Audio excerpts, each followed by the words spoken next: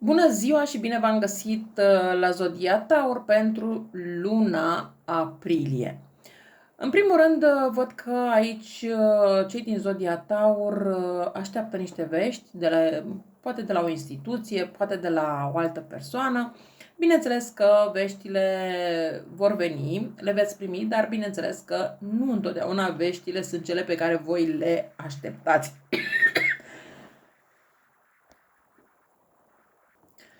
Aici văd că o parte dintre tauri veți avea parte de niște situații mai puțin comode, mai puțin confortabile, aș putea spune. De ce? Pentru că este posibil ca unii dintre voi să primiți, cum se spune, o lovitură de la viață. O lovitură care cumva să vă zdruncine din temelii din foarte multe puncte de vedere. Poate că unii din senin divorțați, poate că unii din senin pierdeți ceva și așa mai departe. Însă, trebuie să țineți cont că viața mereu devine mai dificilă atunci când treci sau trebuie să treci la un alt capitol. Așa că este bine să nu vă descurajați și urmează să primești tot ceea ce îți dorești.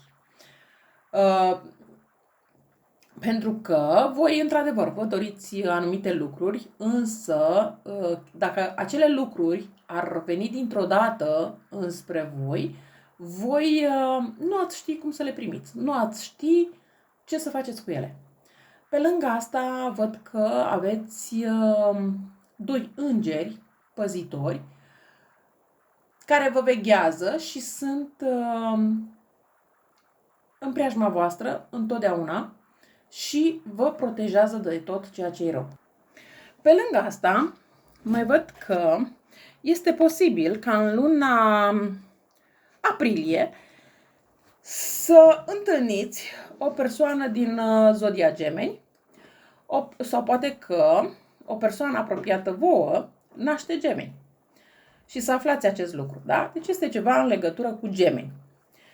Această persoană din Zodia Gemeni, dacă urmează să o cunoașteți, este o persoană benefică pentru voi.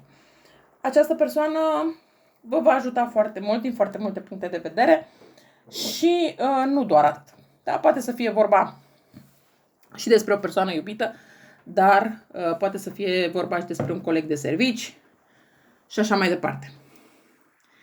Vă văd în luna aprilie destul de îngândurați, destul de triști și cumva veți considera că este cea mai proastă lună aprilie din viața voastră.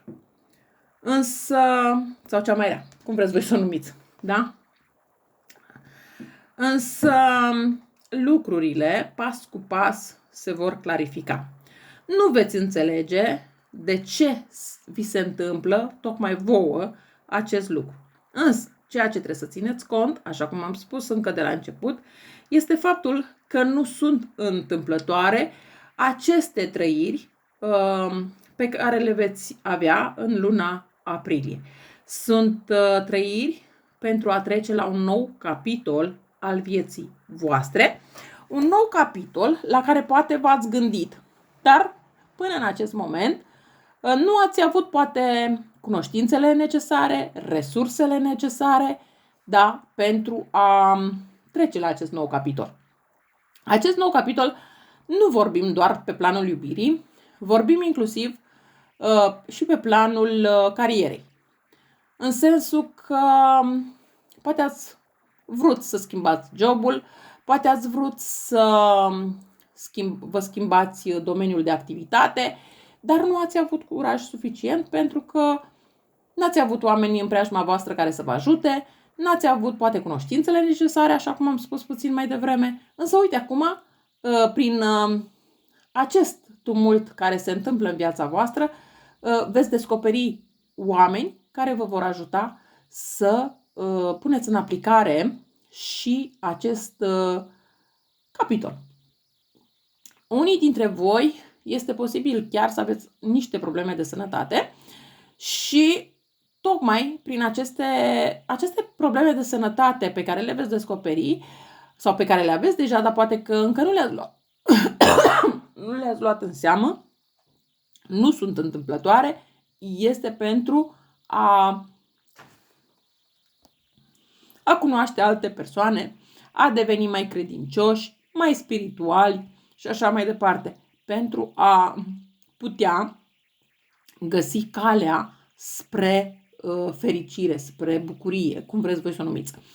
Este posibil chiar unii dintre voi să aveți anumite vici, poate țigări, poate alcool, și este necesar să renunțați la acest viciu și cumva poate până acum, în luna aprilie, nu ați vrut să renunțați. Însă acum, în luna aprilie, datorită acestor evenimente care urmează în viața voastră, trebuie să faceți aceste schimbări.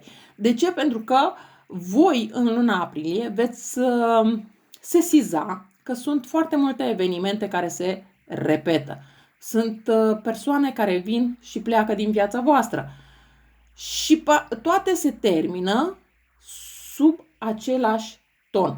Și cumva parcă v-ați săturat să se termine totul sub același ton. V-ați săturat să fie o roată care se tot învârte. Parcă v-ați dori să mai fie și pătrată și să mai păstrați anumite persoane în viața voastră.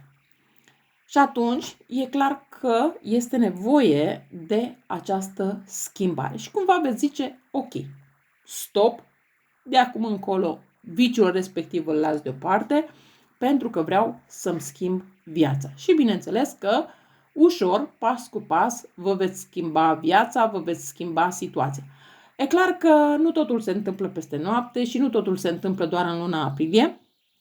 Această schimbare va continua și în luna mai, pentru că voi veți începe schimbarea în aprilie, dar e clar că rezultatele nu se vor vedea în totalitate în luna aprilie. Veți începe să vedeți schimbări în viața voastră din toate punctele de vedere, și financiare și de iubire, pentru că veți întâlni persoane care vă sunt alături și persoana care vă va fi alături și vă va sprijini în tot acest demers în momentul în care voi spuneți, ok, de astăzi mă schimb, de astăzi nu mai fac lucrurile respective, da? Dar trebuie să fie o hotărâre din partea voastră, nu din partea celorlalți. Da, sunt persoane care vor să vă ajute în aceste demersuri, dar trebuie să pornească de la voi această schimbare, pentru că această persoană, eu cred că aceste persoane s-au mai rugat de voi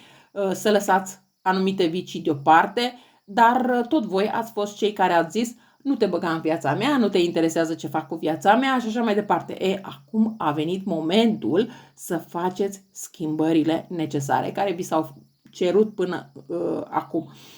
De ce? Pentru că acum nu mai este vorba că vine cineva și vă spune că trebuie să faceți anumite schimbări, ci este vorba că voi vă dați seama că trebuie să faceți aceste schimbări, că așa nu se mai poate, că v-ați săturat ca viața voastră să fie o repetare continuă, să fie o roată care se tot învârte sub aceeași formă și sub același ton. Aveți într-adevăr în luna aprilie, văd că aveți și cheltuieli.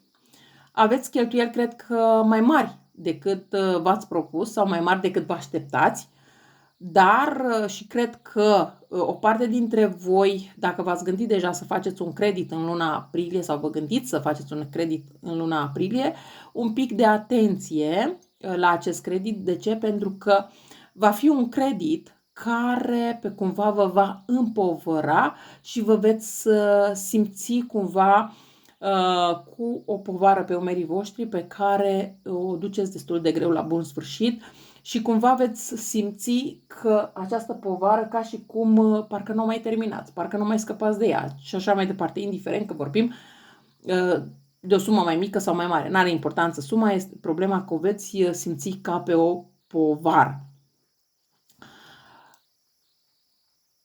Cam astea au fost informațiile și pentru voi pentru luna aprilie. Eu vă mulțumesc că m-ați ascultat și vă doresc o lună cât mai minunată. La revedere!